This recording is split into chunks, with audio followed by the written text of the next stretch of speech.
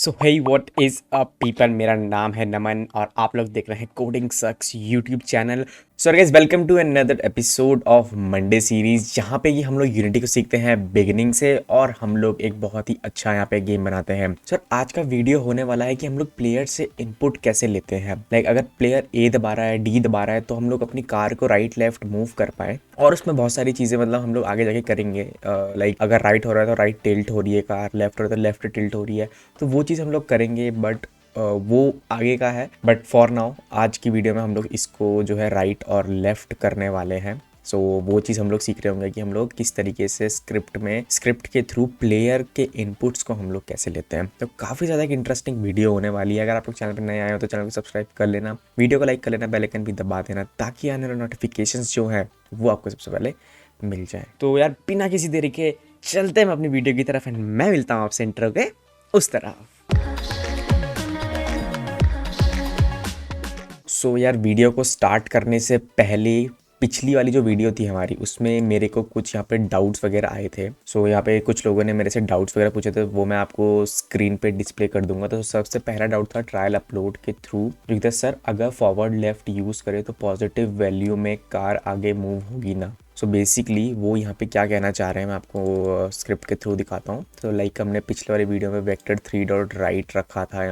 यहाँ पे मैंने जो डायरेक्शन है वो वेक्टर 3 डॉट राइट रखा था। तो बेसिकली ये राइट में जाएगी एंड मैंने इसकी स्पीड को माइनस में रखा था सो दैट इनडायरेक्टली ये लेफ्ट में जाए। ओके, और इसको लेफ्ट में मूव करने के लिए मैंने यहाँ पे माइनस का साइन लगा दिया। तो राइट में अगर माइनस लगा दोगे, मान लो अगर 4 लिखा है आपने तो 4 पे माइनस लगाओगे, वो -4 हो जाएगा, तो वो नंबर लाइन के इस साइड हो जाएगा। सो बेसिकली मैंने यहाँ पे माइनस लगाया था। इनका बिल्कुल सही जो है, इन्होंने सही कहा है कि अगर हम लोग यहाँ पे वेक्टर 3 डॉट लेफ्ट लिखते हैं, ओके, अगर हम लोग वेक्टर 3 डॉट लेफ्ट यहाँ पे लिखें और इसका वैल्यू मैं 0.1 कर दूँ तो भी ये कार आगे ही बढ़ेगी। ओके, अगर मैं इसका वैल्यू 0.1 करके इसको प्ले करूँ तो भी जो है ये कार आगे ही बढ़ेगी। ओके, सो वो 0 रह गया है तो मैं 0.1 कर रहा हूँ। तो अगर अभी आप लोग देखेंगे हमारा जो कार है वो अभी भी आगे ही बढ़ रहा है। सो बेसिकली उन्होंने बिल्कुल सही कहा था। ओके, सो सेकंड उन्हीं की तरफ से सेकंड में भी पूछा गया था। उन्होंने ये कहा था, और सर क्या अपन डायरेक्ट एक्सिस XYZ लिख सकते हैं क्या, rather than forward up right की जगह। ओके, सो बेसिकली वो ये कह रहे हैं कि हम लोगों ने वेक्टर 3 डॉट लेफ्ट लिखा है तो हम लोग यहाँ पे सीधा हम लोग ये दे देंगे कि कौन सी डायरेक्शन में मूव करवाना है। लाइक एक्स में मूव कराना है तो हम लोग डायरेक्ट एक्स नहीं लिख सकते। वो उनका ये था कि हम यहाँ पे वेक्टर 3 डॉट एक्स नहीं लिख सकते या वेक्टर 3 डॉट वाई नहीं लिख सकते। सो बेसिकली यार ऐसा नहीं हो सकता है, क्योंकि वेक्टर 3 जो क्लास है अपनी, उसमें ऐसा कोई भी जो है हमारा वेरिएबल नहीं है या फिर कोई भी फंक्शन ऐसा नहीं है जो कि ऐसी चीज़ करता हो। अगर आपको पर्टिकुलर डायरेक्शन देनी है तो उसके लिए आप लोग क्या कर सकते हैं, आप लोग एक न्यू वेक्टर 3 बना सकते हैं। सो वो चीज़ करते हैं, आप लोग यहाँ पे न्यू वेक्टर 3 लिख के वेक्टर 3 और एक ब्रैकेट आप लोग खोलते हैं। सो बेसिकली यहाँ पे क्या होता है कि यहाँ पे आप लोग XYZ की वैल्यूज़ अलग अलग तरीके से दे सकते हैं। तो मान लो अगर आपको x पे बढ़ाना है तो आप x पे लिख सकते हो 1, अगर आपको y पे नहीं बढ़ाना है तो वहाँ पे 0 लिख सकते हो एंड यहाँ पे भी 0 लिख सकते हो अगर z पे नहीं बढ़ाना है। सो अगर आप लोग देखेंगे ये वेक्टर 3 यहाँ पे 3 फ्लोट्स लेता है, तो ये x, y और z की वैल्यू होती है। तो हमें x पे बढ़ाना है, पॉजिटिव x पे बढ़ाना है, तो मैंने इसलिए +1 लिखा है। और अगर मुझे नेगेटिव में बढ़ाना होता तो मैं -1 लिखता, बट मुझे पॉजिटिव में बढ़ाना है। एंड अगर मैं इसको अभी भी प्ले करके देखूंगा तो आपको पता चल जाएगा मैं क्या कह रहा हूँ। तो अगर मैं इसको 0.1 भी करता हूँ सो आप लोग देखेंगे अभी भी ओके। सो कार यहाँ इसीलिए जा रही है क्योंकि हमारा पॉजिटिव x उस तरफ है हमारा पॉजिटिव x। अगर आप लोग देखें तो अगर आप लोग मेरे इंस्पेक्टर में देखेंगे तो पॉजिटिव वैल्यूज़ इंक्रीज़ हो रहा है x का। बट अगर हमें इसको मतलब आगे की तरफ बढ़ाना है सो इसको माइनस कर दो, या फिर आप स्पीड को भी माइनस कर सकते हो। So basically at the end ये होना चाहिए कि यहाँ पे आपको एक माइनस की वैल्यू मिलनी चाहिए, बस और कुछ नहीं। यहाँ पे आपका एक माइनस होना चाहिए। अब मान लो अगर आप यहाँ पे माइनस लगा रहे हो तो माइनस की इंटू अगर प्लस की स्पीड से होगी तो वो माइनस ही आ जाएगा। सो बेसिकली ये बेसिक इंटीजर मैथ्स है। सो यहाँ पे भी यही चीज़ होता है। सो अगर अभी मैं इसको प्ले करूँ तो अब ये जो है फॉरवर्ड डायरेक्शन में मूव करेगा। सो आप लोग देख सकते हैं। सो इस तरीके से जो है ये चीज़ें काम करती हैं। इसके बाद एक नेक्स्ट क्वेश्चन जो कि है इट्स नरूटो ने, तो उन्होंने कहा था सर वॉइड मतलब वो रिटर्न नहीं करेगा, तो कुछ डिफाइन करके और उसे डीबग लॉग वगैरह करके तो फिर वो एक वैल्यू या एक चीज़ रिटर्न कर रहा है ताकि उसे एक्सेस कर सके। ओके, सो ये ऐसा कहना चाह रहे हैं कि जो हम लोगों ने वॉइड, मैंने आपको पिछले वीडियो में बताया था कि वॉइड का जो रिटर्न टाइप होता है वो कुछ नहीं होता है, वो खाली होता है, मतलब आपको कुछ रिटर्न नहीं करेगा। वो आपका कोड तो रन कर देगा, ये कोड इसको रन करेगा वो, बट कुछ आपको रिटर्न नहीं करेगा। सो बेसिकली मैं यहाँ पे ये कहना चाह रहा हूँ कि अगर आप वॉइड अपडेट लिख रहे हैं, आप कोई भी फंक्शन आप लिख रहे हैं, वॉइड डू डू वर्क, अगर आप ये लिख रहे हैं तो ये आप इसके अंदर आप जो भी कोड लिखेंगे वो चल तो जाएगा, बट आपको ये रिटर्न कुछ नहीं करेगा। अब रिटर्न कुछ नहीं करेगा उससे मेरा क्या मतलब है? आई नो आप थोड़ा कंफ्यूज होंगे बस, बट मैं आपको बताता हूँ। सो बेसिकली अगर मैंने यहाँ पे लिखा वॉइड डू वर्क, मैंने फंक्शन बनाया, सो यहाँ पे अगर मैं अब नीचे आके यहाँ पे लिखूँ इंट गिव नंबर, अगर मैं यहाँ पे लिखूँ गिव नंबर और अब मैं इस फंक्शन के सिंटैक्स दे दूँ कि हम लोग एक फंक्शन को कैसे लिखते हैं, अगर मैंने वो दे दिया तो अभी आप लोग देख रहे हैं कि रेड लाइन है। सो बेसिकली ये यहाँ पे क्या कह रहा है, not all code part return a value, कि ये कोई वैल्यू अभी तक रिटर्न नहीं कर रहा है, मतलब ये कुछ भी रिटर्न नहीं कर रहा है। सो जब तक हम लोग इसमें से कुछ रिटर्न नहीं करवाएंगे तब तक ये एरर यहाँ पे रहेगा। अब ये आपको याद रखना है कि डू वर्क में हम लोगों ने लिखा था वॉइड, जो कि हमको हमें कोई भी चीज़ वापस रिटर्न नहीं कर रहा था। गिव नंबर में मैंने लिखा है आगे पे इंट, तो बेसिकली ये हमें इंट वापस करेगा। तो उस इंट को हमें वापस कैसे करवाना है, तो वो चीज़ हम लोग कैसे कर सकते हैं, हम लोग यहाँ पे लिख सकते हैं रिटर्न 1। ओके, सो बेसिकली अगर आप देखेंगे तो हमारा जो 1 है एक इंटीजर है। ओके, ये एक इंटीजर है। तो अगर मैंने अब जो इसमें रेड लाइन हट चुकी है, बिकॉज अब जो है ये हमें एक इंटीजर को रिटर्न करवा रहा है। अब सेम अगर मैं यहाँ पे रिटर्न ट्रू लिख देता मान लो, तो ये फॉल्स हो जाता है, क्योंकि हमारा जो फंक्शन का टाइप है वो इंट है और हम रिटर्न क्या कर रहे हैं, एक बूलियन रिटर्न कर रहे हैं, जो कि एक गलत चीज़ है, जो कि सी शार्प एक्सेप्ट नहीं करेगा। सो इसीलिए हम लोग यहाँ पे एक इंटीजर को रिटर्न करवाते हैं। सो यहाँ पे अब देखो, अब मान लो मैं यहाँ पे रिटर्न 1 की जगह रिटर्न स्पीड लिख देता हूँ। सो बेसिकली स्पीड पे भी क्यों दिखा रहा है, क्योंकि स्पीड फ्लोट है। अगर आपके फंक्शन का जो टाइप है वो ही यहाँ पे आपको रिटर्न करवाना है। सो अगर मैं फंक्शन का टाइप अगर अभी फ्लोट रख दूंगा तो अब एरर नहीं आएगा, बिकॉज जो है हमारा स्पीड एक फ्लोट है और वो रिटर्न हो रहा है। अब ये रिटर्न हो रहा है, अब इसका वैल्यू हम लोग कैसे, अब हम लोग इसको यूज़ कैसे करेंगे। अब मान लो अगर मैं स्टार्ट में लिख देता हूँ, मैंने एक स्टार्ट फंक्शन बनाया। सो अगर मैं इसके अंदर लिख देता हूँ, जैसे हम लोग कोई भी फंक्शन को कॉल करते हैं। सो बेसिकली अगर हमें कोई भी फंक्शन को कॉल करना है तो वो होता है कि फंक्शन का नाम हम लोग पहले लिखते हैं डू वर्क, और फिर हम उसमें एक पैरेंथेसिस लगाते हैं और यहाँ पे सेमीकोलन लगा देते हैं। तो ये हमारा फंक्शन को कॉल करने का तरीका होता है। ये होता है वॉइड फंक्शन को कॉल करने का तरीका। बट अगर किसी फंक्शन का कोई डेटा टाइप वगैरह है, फ्लोट वगैरह, तो उसको कॉल करने का तरीका, उसको ऐसे डायरेक्टली कॉल नहीं कर सकते हो, लाइक गिव नंबर, आप इसको ऐसे डायरेक्टली कॉल नहीं कर सकते हो। अब हम लोग यहाँ पे क्या करने वाले हैं, मैं यहाँ पे रिटर्न स्पीड कर रहा हूँ। मैं इसको बेसिकली ये हो रहा है कि गिव नंबर की जो वैल्यू है वो मैं स्पीड पे स्टोर कर दे रहा हूँ, मतलब गिव नंबर की value is equals to speed हो जा रही है।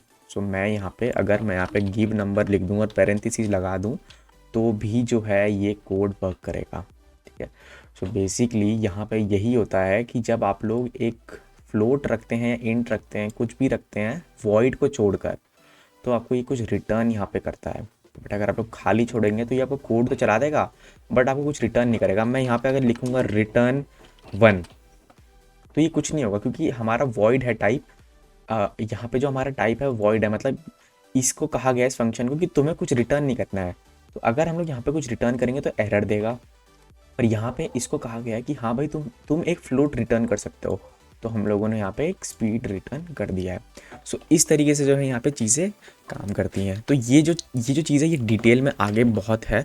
सो अभी मैं इन सबको हटा रहा हूँ और यहाँ पे एरर आ चुका है, तो यहाँ पे स्पीड कर देते हैं वापस से। सो ये आगे की चीज़ें हैं, तो इन सब के बारे में बाद में बात करेंगे। तो सबसे पहले आज मैं आपसे बात करने वाला हूँ किस तरीके से आप लोग इनपुट लेते हैं प्लेयर का। तो बेसिकली हमारा जो कार है वो आगे मूव कर ही रहा है, अब हमें उसे लेफ्ट एंड राइट मूव करवाना है। तो उसके लिए यार आप लोग क्या कर सकते हो, आप लोग सिंपली यहाँ पर अगर आपको कोई भी की का इनपुट लेना है कि अगर प्लेयर ने कोई की प्रेस करी या फिर ना कि नहीं करी, तो उसके लिए आप लोग क्या करते हैं, इफ़ लिखते हैं। इफ़ कंडीशन में हम लोग लिखते हैं कि अगर प्लेयर ने ए दबाया, तो उसके लिए प्लेयर ने ए दबाया, इसके लिए क्या लिखेंगे, इफ़ इनपुट डॉट गेट की। अब यहाँ पे दो आ जाते हैं यहाँ पे मेनली। गेट की का मतलब होता है दबा के रखा हुआ है, अगर उसने दबा के रखी है की। गेट की डाउन का मतलब एक बार प्रेस करी, और गेट की मतलब उसने रिलीज़ कर दी। सो अगर ऐसा होता है सो हम लोग को गेट की चाहिए, क्योंकि हम ए दबा के रखेंगे तो पूरा लेफ्ट में जाएगा हमारा कार, और डी दबाएंगे तो राइट में जाएगा। सो हम लोग क्या करेंगे, इफ़ इनपुट डॉट गेट की, इसके अंदर एक ब्रैकेट खुलता है। अब यहाँ पे की कोड आपसे मांगता है। की कोड आप लोग यहाँ पे की कोड सबसे पहले जो लिखा हुआ है की कोड डॉट, अब आपको क्या ए, अगर हम लोग ए प्रेस कर रहे हैं की कोड डॉट ए या फिर की कोड डॉट डी, की कोड डॉट एफ, यहाँ पे सारी कीज़ आपको मिल जाएंगी, left alt, left control, left bracket सब आपको मिल जाएगा। तो हम अगर ए दबा रहे हैं तो हमको क्या करना है, हमें यहाँ पे कुछ फंक्शंस कुछ हमें करना है यहाँ पे। एंड अगर हम लोग इफ़ इनपुट डॉट गेट की, अगर हम लोग की कोड डॉट डी को प्रेस कर रहे हैं, अगर हम लोग डी प्रेस कर रहे हैं तो हमें यहाँ पे कुछ और करना है।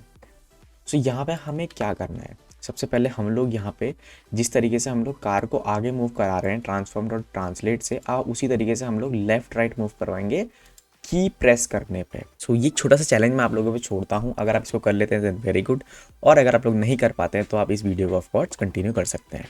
सो सबसे पहले हम लोग यहाँ पे सेम चीज़ लिखने वाले हैं, ट्रांसफॉर्म डॉट ट्रांसलेट। सो हम लोग यहाँ पे ट्रांसलेट मूव करवा रहे हैं हम लोग, मैंने आपको पिछली वीडियो में बताया था। और मैं इसको लिख दूंगा वेक्टर 3 डॉट फॉरवर्ड।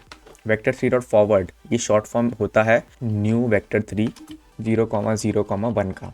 सो यहाँ पे जेड फॉरवर्ड मैंने आपको बताया था, फॉरवर्ड यूज़ होता है जेड के लिए।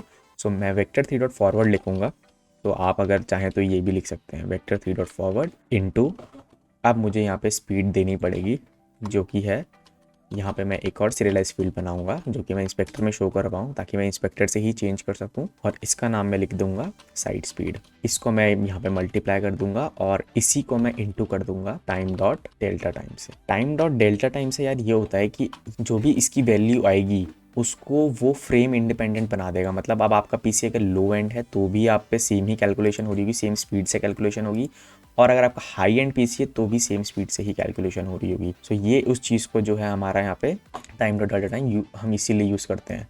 इसके बाद इसी चीज़ को हम कॉपी कर लेंगे, और अगर हम लोग डी दबा रहे हैं तो हम लोगों को माइनस में जाना है। आई मीन मतलब फॉरवर्ड का हो गया बैकवर्ड, ठीक है, तो हमें बेसिकली माइनस में जाना है।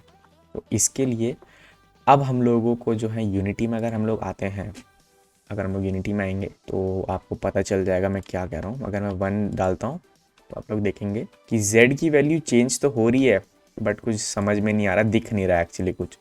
तो उस चीज़ के लिए मैं मेन कैमरा को यहाँ से अनपेरेंट कर रहा हूँ ताकि आप लोगों को दिख जाए, और स्पीड को मैं थोड़ा बढ़ाना चाहूँगा। सो अगर अभी मैं इसको प्ले करके देखूँ तो जब मैं प्रेस कर रहा हूँ तो अभी तो ए प्रेस कर रहा हूँ तो राइट जा रही है, और डी प्रेस कर रहा हूँ तो लेफ़्ट आ रही है।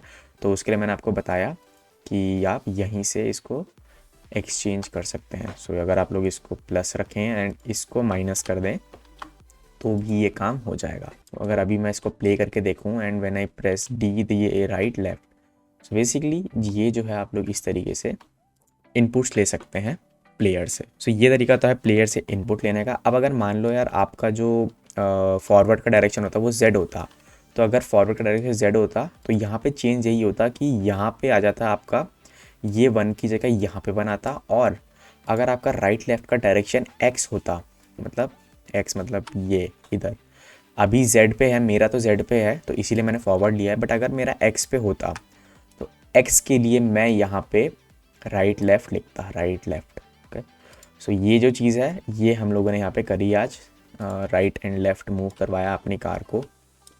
सो इतना ही था यार आज की वीडियो में। बाकी अगर आपको वीडियो पसंद आई तो लाइक कर देना एंड चैनल को सब्सक्राइब करना, बेल आइकन भी दबा देना। सो मिलता हूँ आपसे नेक्स्ट वीडियो में, तब तक के लिए good bye, take care and जय हिंद।